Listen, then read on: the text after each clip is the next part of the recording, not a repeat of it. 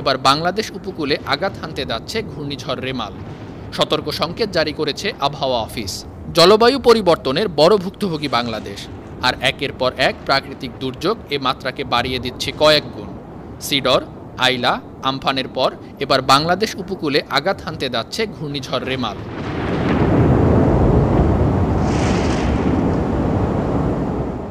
আবহাওয়াবিদ doctor Muhammad Abul Kalam Mallick বলেছেন, বঙ্গোপসাগরে সৃষ্ট সুস্পষ্ট লঘুচাপটি পরিণত হয়েছে নিম্নচাপে। শক্তি সঞ্চয় করে বাংলাদেশ উপকূলে আছড়ে পড়তে পারে রোববার।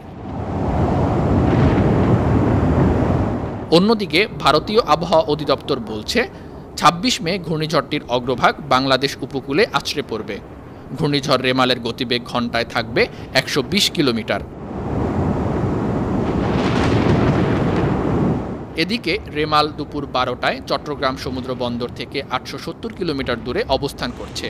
কক্সবাজার থেকে ৮০৫ কিলোমিটার, মোংলা থেকে ৮২৫ কিলোমিটার আর পায়রা সমুদ্র বন্দর থেকে অবস্থান করছে ৭৯০ কিলোমিটার দূরে। রেমালের প্রভাবে উত্তাল হয়ে উঠেছে বঙ্গোপসাগর। জারি করা হয়েছে সতর্ক সংকেত। মোকাবেলায় নেওয়া হয়েছে ব্যাপক প্রস্তুতি। মাছ ধরার ট্রলারগুলোকেও উপকূলে চলে আসার নির্দেশ দেওয়া হয়েছে। রেমালের ভয়াবহ হুমকি মোকাবিলায় জেলায় জেলায় প্রশাসন নিয়েছে ব্যাপক প্রস্তুতি। সরকারি দপ্তরের কর্মকর্তা কর্মচারীদের ছুটি করা হয়েছে বাতিল। আশ্রয় কেন্দ্রের পাশাপাশি প্রস্তুত রাখা হয়েছে হাজার হাজার স্বেচ্ছাসেবক। News desk, ৫২ TV.